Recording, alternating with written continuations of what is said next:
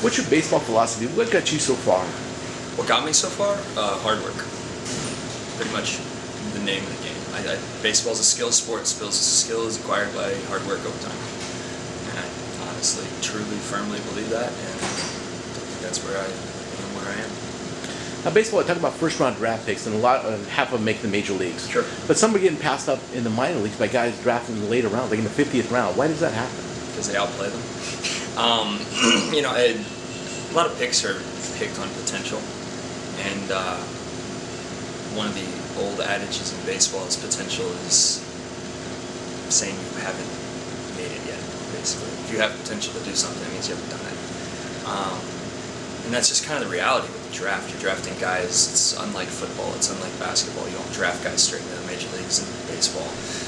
And when you draft guys, sometimes you're picking a guy that throws hard, or you're picking a guy that has speed or has power or something like that, but they're coming out of high school and college. If they're coming out of college, they're definitely coming from a metal bat to a wood bat. If they're coming from high school, most likely, some leagues I guess are wood now, but you just have, it's a completely different way of playing the game. The game speeds up, the game becomes completely different. I don't necessarily think the scouting is that good of a science yet. I think it's more of an art at this point. I think they don't necessarily know exactly what they're looking for sometimes. So I try to look for tools, and oftentimes tools don't pan out.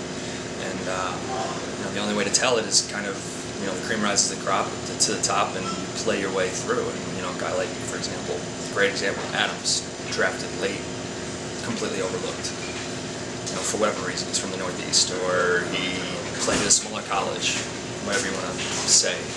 But the guy could hit. Right away from his entrance into professional baseball, he hit. He's hit everywhere he's gone. It doesn't matter what round you're in if you do something like that. So, I think sometimes maybe the 50% of the first-round picks, I think there's times where teams don't want to prove themselves wrong, so they promote a guy that doesn't necessarily deserve it. That was a high-round pick. I think that's why the number is so large, the 50%. But, then there's other ones that, for sure guys, like a Mike Trout who's drafted very high and made it very quickly and is proving that he belongs there, or Bryce Harper. There's some guys that just are can't-miss prospects, I guess. Now, every spring training, every team brings in free agents and they draft guys to take your position at the major league level. How do you approach that?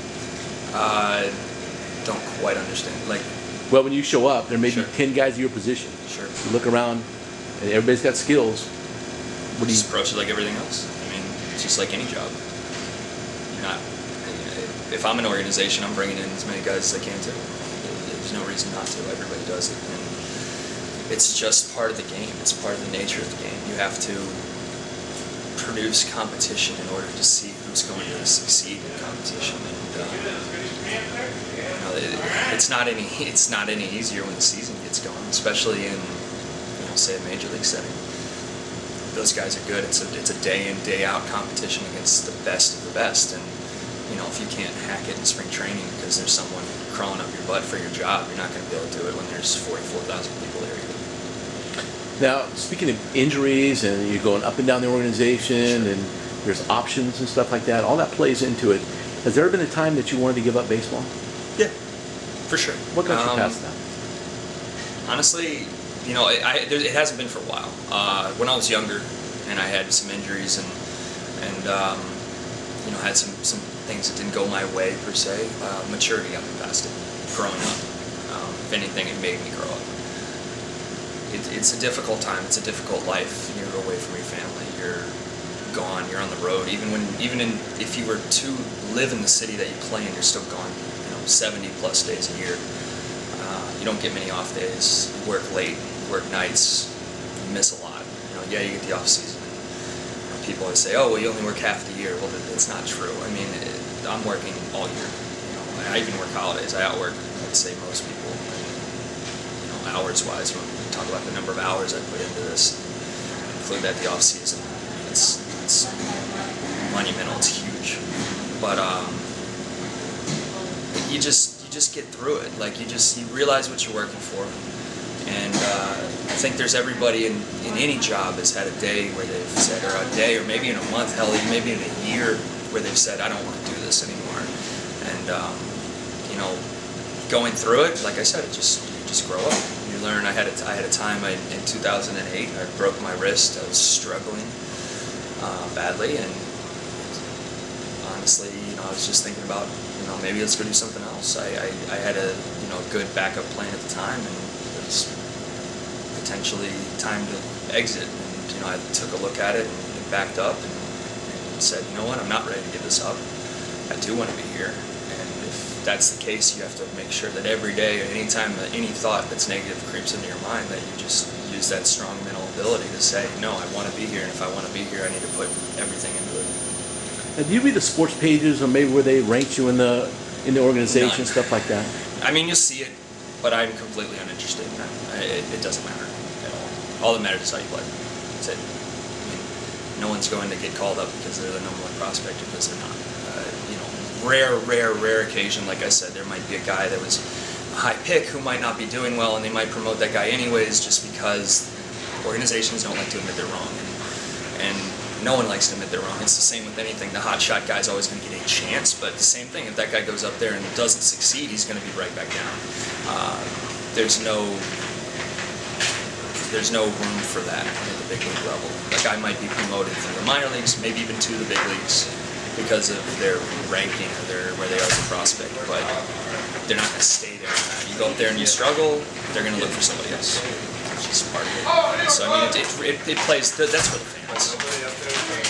That's for the guys that come in and get their autographs and stuff like that. That's not for us. I mean, you can start out as prospect off the list and end up Albert Pujols.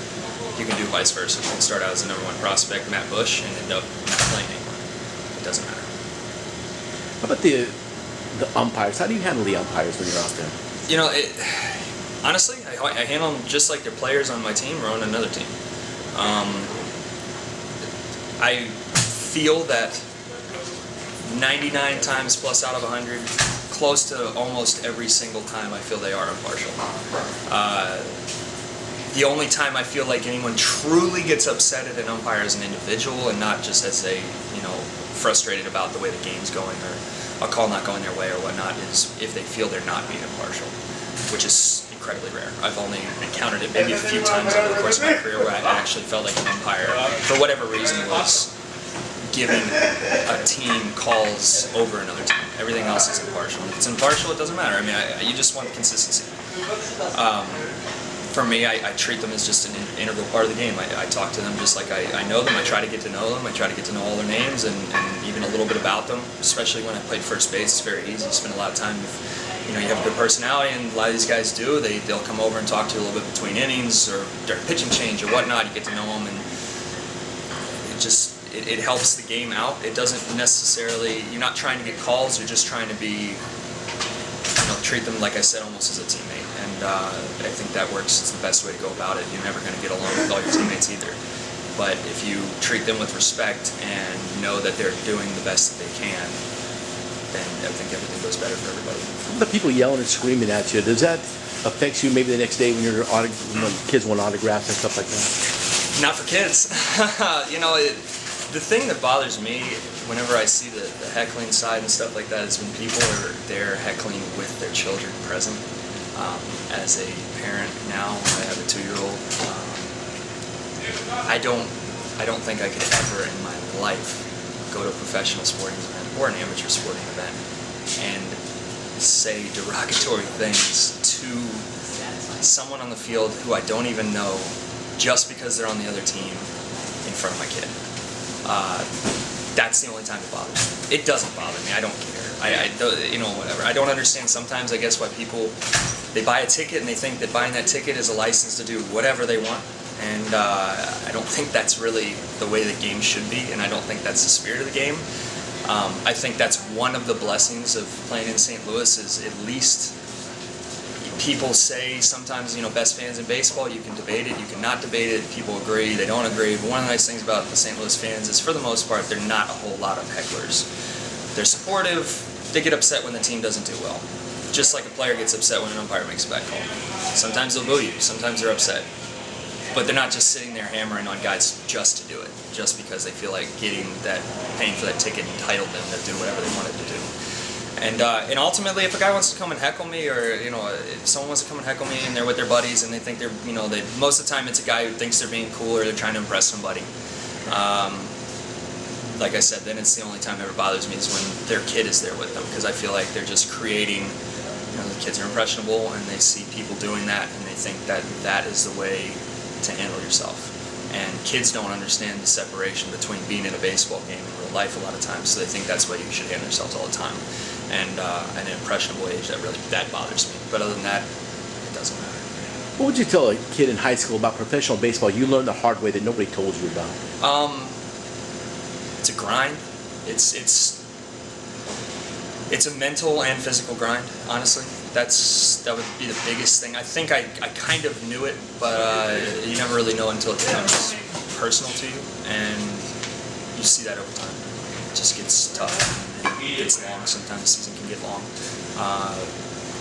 The diversity effect, I guess, is what some people wouldn't necessarily know coming from an American high school like I did. I was from a small private school. I played with, honestly, I played with everyone on my team minus one guy was a Caucasian, middle upper white, middle upper class Caucasian person, and you come into professional baseball, you have people from all different countries, all different races, all different creeds, and all different beliefs. And I think that's a wonderful thing. I think that's what makes this game so great, is the ability for people of different beliefs, different countries, nationalities, religions, whatever, to unite over a common game with common rules. And I think that's unbelievable. You have guys that don't even speak the same language on teams getting along. And I think that's such a great experience for somebody, but I think that it's also a culture shock to some people.